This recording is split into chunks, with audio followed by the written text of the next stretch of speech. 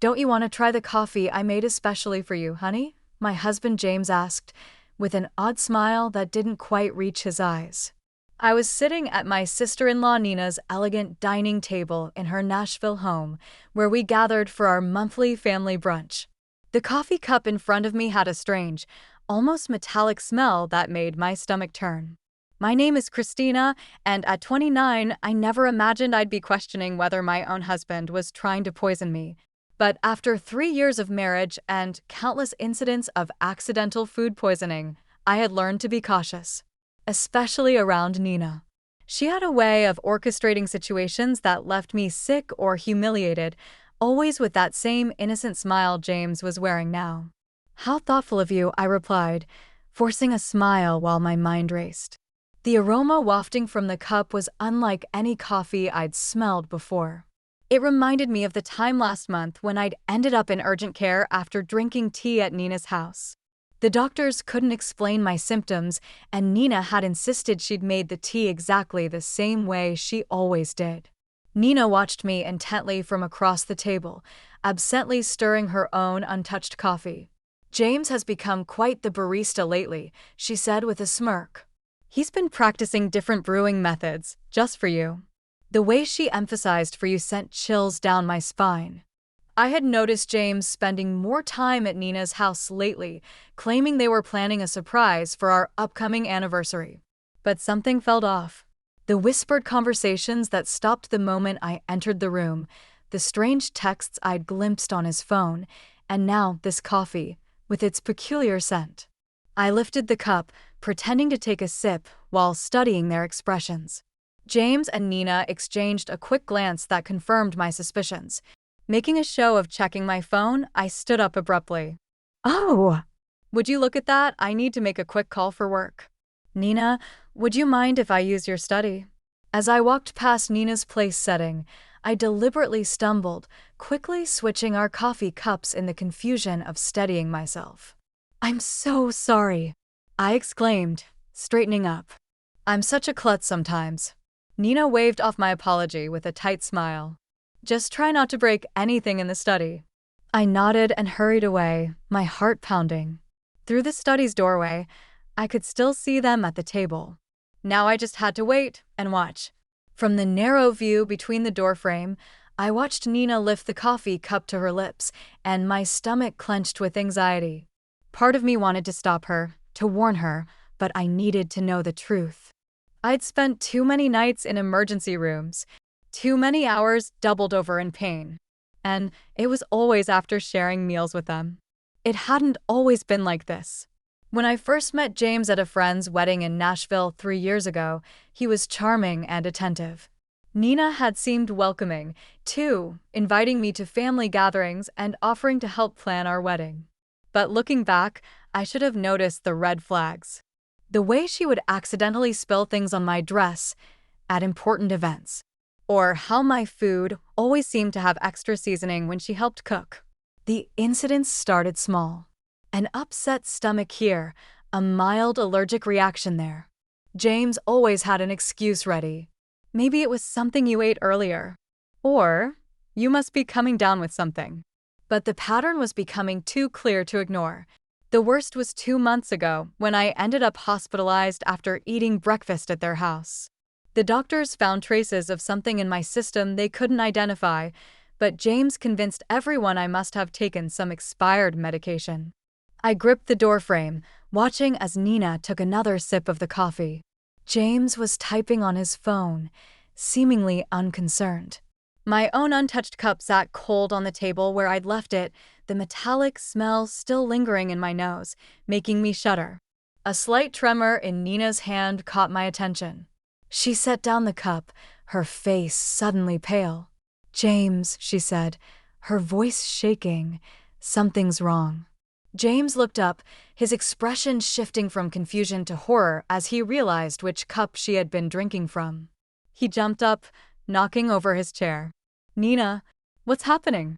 Nina's hands were trembling violently. "No, I don't." Nina tried to stand but stumbled, grabbing the edge of the table for support.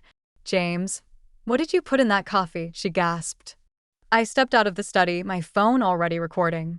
James was beside Nina now, his face ashen. "That wasn't supposed to be your cup," he whispered. But in the silence of the dining room, his words carried clearly. Nina's eyes widened with realization and fear. "Call an ambulance," she gasped, sliding to the floor. "Please." "I can't." I dialed 911 immediately, my hands steady despite the chaos unfolding before me. Nina was on the floor now, her body racked with violent tremors. James knelt beside her, panic etched across his face, as he realized their plan had backfired spectacularly. "Emergency services?" "Yes, we need an ambulance at 1542 Maple Grove Drive," I said clearly, keeping my phone recording with my other hand. "My sister-in-law appears to be having a severe reaction to something in her coffee. She's conscious, but experiencing tremors." As I spoke to the dispatcher, Nina's eyes locked onto mine. The usual cold calculation in her gaze was gone, replaced by raw, desperate fear. "Christina," she gasped. "You switched. You knew." "Ma'am, the ambulance is on its way," the dispatcher assured me. "Please stay on the line." James was growing more frantic by the second. "Nina, what's happening? That wasn't supposed to. I mean, it wasn't meant for." "Shut up, James," Nina snapped through gritted teeth, her anger momentarily overpowering her pain. "This is all your fault. You said it would just make her sick enough to miss the board meeting next week. You promised it wouldn't be traced." My blood ran cold. The board meeting, where I was scheduled to present my proposal for a major client account. The same account Nina had been eyeing for months at our competing firms. Everything clicked into place. "The tea last month," I said, my voice surprisingly steady. "And the breakfast incident 2 months ago, those weren't accidents, were they?" Nina's face contorted with another wave of pain. "The tea, that was supposed to keep you home during the Johnson contract presentation. But you went anyway." She clutched her stomach, doubling over. "James said, he said we just needed to discredit you. Make clients think you were unreliable." The sound of sirens filled the air outside.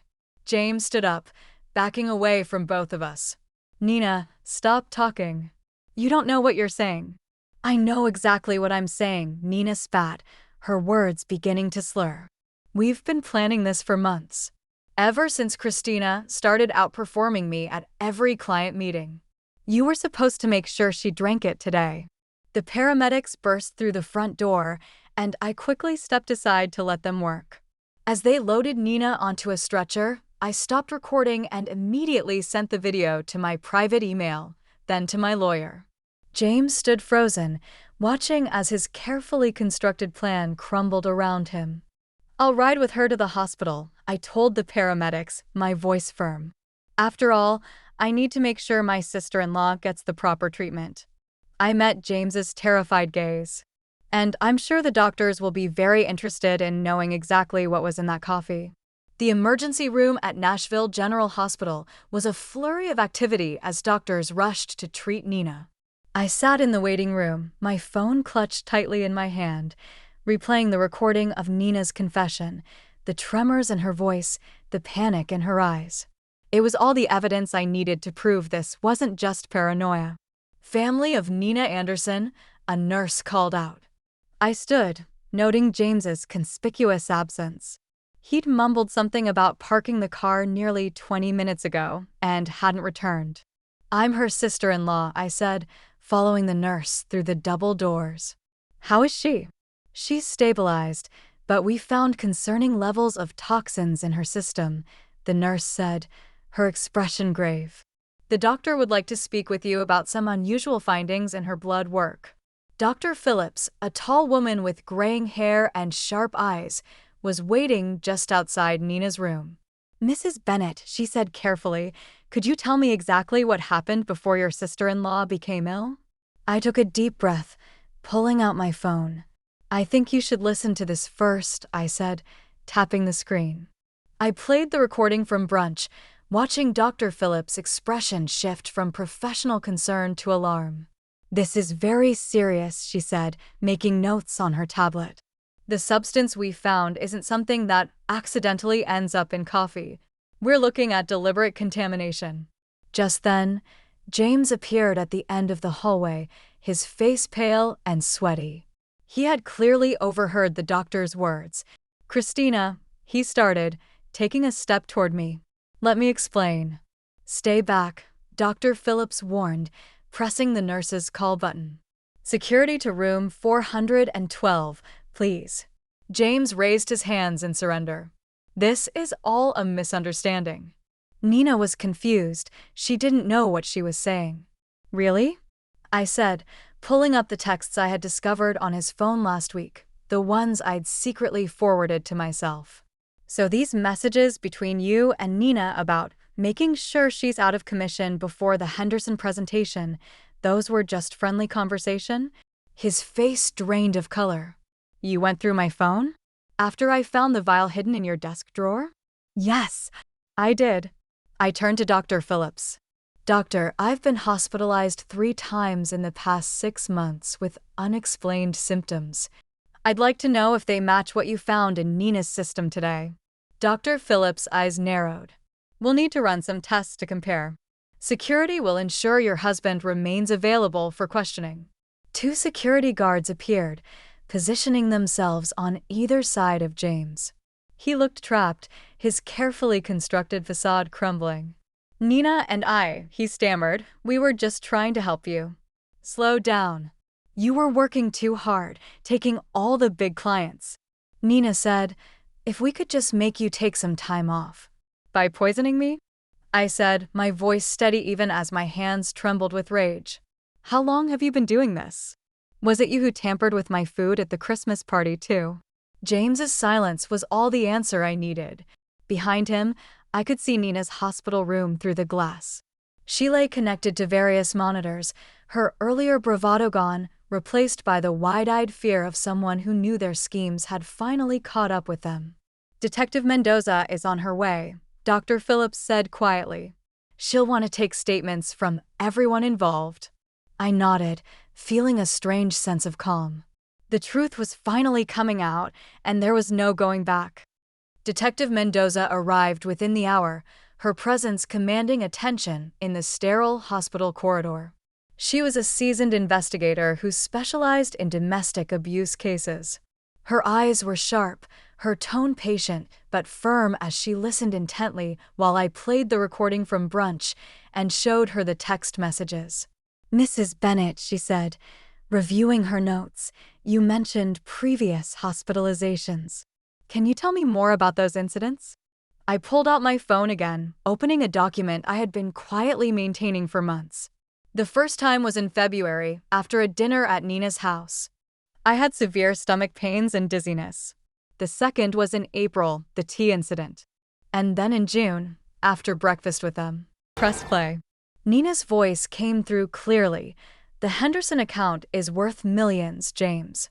We can't let her ruin everything we've worked for. Just stick to the plan, a few days of illness should be enough." James's reply was equally damning. "I've got something stronger this time. She won't make it to the presentation." Detective Mendoza's expression hardened as she listened. Through the window of Nina's room, I could see my sister-in-law was now awake, looking significantly less confident than she had at brunch. "The hospital is running toxicology screens," the detective informed me. "Dr. Phillips has already identified several substances that don't occur naturally. We'll need samples from your home as well." A commotion down the hall caught our attention. James was arguing with the security guards, his voice rising in desperation. "I need to speak with my wife," he shouted. "Christina, please. You don't understand. We were trying to protect you." Detective Mendoza stepped between us. "Mr. Bennett, you're not helping your case," she said firmly. "We've already found evidence of premeditation." "Premeditated?"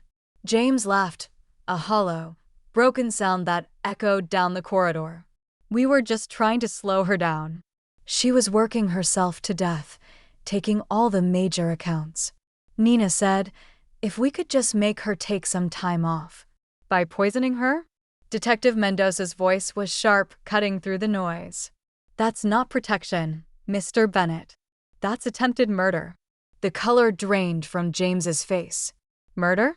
No, that's not, we never meant to. Then what exactly did you mean to do? I asked, my voice surprisingly calm. When you put something in my coffee this morning, what was supposed to happen? James's silence spoke volumes. Behind him, I could see Nina watching through the glass window of her hospital room, her face frozen in a mask of fear and calculation. I wondered if she was trying to figure out how to spin this, how to explain away months of systematic poisoning as some sort of misguided attempt at helping me. We'll need both of their phones, Detective Mendoza instructed the security guards. And I want officers posted at both doors. Nobody leaves until we get the toxicology results. Dr. Phillips entered Nina's room, a tablet in hand, her expression grim as she reviewed the test results. Detective Mendoza and I followed, while James remained outside with the guards. Nina tried to sit up straighter in her hospital bed, but the tremors hadn't completely subsided. The toxicology report shows elevated levels of several substances, Dr. Phillips announced, her voice clinical. Most concerning is the presence of a particular compound that's typically used in pharmaceutical testing. It's not something the general public should have access to. Nina's face paled. That's impossible, she whispered. James said it was just something to cause mild symptoms. Mild symptoms. Detective Mendoza interrupted, pulling out her notebook. Like the ones your sister-in-law experienced over the past 6 months? The door opened and another detective entered, holding an evidence bag. We found these in Mr. Bennett's office desk at the Anderson marketing firm, he reported, presenting several small bottles with clinical labels, along with detailed notes about dosages and reactions. I felt my knees weaken as I realized the full scope of their plan. You were documenting everything, I said quietly. Like some kind of experiment. It wasn't like that, Nina protested, but her voice wavered. We just needed to track what worked. The first few attempts weren't effective enough. You kept showing up to meetings anyway. So you increased the dosages, Detective Mendoza concluded, examining the bottles. Did you know these substances could be lethal in higher concentrations? The room fell silent. Through the window, I could still see James, now slumped into a chair in the hallway, his head in his hands. The Henderson account, I said slowly, the pieces clicking into place. It wasn't just about that presentation, was it? You needed me out of the way permanently because the client specifically requested me as their lead. Nina's face contorted with a mix of anger and fear. You were ruining everything, she hissed. I built that client portfolio for years. And then you show up, and suddenly everyone wants to work with you instead. James said he could fix it, she paused. By killing me, I finished. The words hung in the air, heavy, undeniable. We weren't trying to, Nina began, but Dr. Phillips cut her off. The concentration in the coffee you drank today, the doctor said, looking directly at Nina, was significantly higher than previous samples we've analyzed from Mrs. Bennett's earlier hospital visits. If she had consumed it, the outcome would have been severe, possibly fatal. Detective Mendoza turned to the other officer. We'll need a full warrant for both of their homes and offices. And contact the pharmaceutical company listed on these bottles, find out how they obtained these substances. Nina slumped back against her pillows. The fight drained from her face. It wasn't supposed to go this far, she whispered. James kept saying we just needed one more try. I stepped closer to her bed, my voice steady despite the trembling in my hands. Every time I got sick, every meeting I missed, every client I lost, you were both there, watching, taking notes on how your poison was affecting me. What kind of people does that make you? The silence that followed was deafening. Outside, I could hear James being read his rights as additional officers arrived. Nina stared down at her hands, unable to meet my gaze. Detective, I said, turning away from my sister-in-law, I'm ready to make my formal statement now. The trial lasted 3 weeks. But it felt like years. I sat in the courtroom each day, watching as the prosecution methodically laid out their case against James and Nina. The evidence was overwhelming. The bottles from James's office, the detailed notes documenting each poisoning attempt, the recorded conversations and text messages revealing their plans. What struck me most was their demeanor throughout. Nina, usually so polished and confident, looked small in her defendant's chair. James couldn't even look at me, his eyes fixed on the floor as expert witnesses detailed the potentially lethal effects of the substances they'd been using. Dr. Phillips's testimony was particularly damning. She presented a comprehensive analysis showing how they had gradually increased the dosages over time, demonstrating clear and deliberate intent to cause serious harm. A representative from the pharmaceutical company confirmed that James had stolen the compounds through a college friend working in their research department. The defendants showed a calculated pattern of behavior, the prosecutor argued in her closing statement. This wasn't just corporate sabotage. It was a systematic attempt to harm Mrs. Bennett, with a clear escalation that could have resulted in death. When the verdict was finally read, I felt no joy, only relief. Both James and Nina were found guilty on multiple counts, including attempted murder and conspiracy. The judge's words echoed through the silent courtroom. The premeditated nature of these actions, carried out against a family member over an extended period, demands the maximum sentence. I watched as they were led away in handcuffs, thinking about how greed and jealousy had twisted two people I once trusted into something unrecognizable. Their business, their reputations, their freedom, all sacrificed in a desperate attempt to destroy me. 1 year after the trial, I stood at the podium of the Nashville Business Leaders Conference, preparing to deliver the keynote speech. The irony wasn't lost on me. This was exactly the kind of opportunity Nina had tried to prevent me from ever achieving. The Henderson account, which she and James had been so desperate to steal, had led to several more major clients, establishing me as one of the top marketing executives in the region. Success isn't just about talent or hard work, I began, looking out over the sea of faces. It's about integrity, about building genuine relationships based on trust. I paused, letting my words sink in. Sometimes, the biggest threats to our success come from those closest to us. But surviving those challenges makes us stronger. After my speech, several young professionals approached me, eager for advice. One woman, her eyes bright with determination, asked how I had maintained my composure throughout the ordeal. I focused on what I could control, I told her. I gathered evidence. I trusted my instincts. And I refused to let fear stop me from pursuing my goals.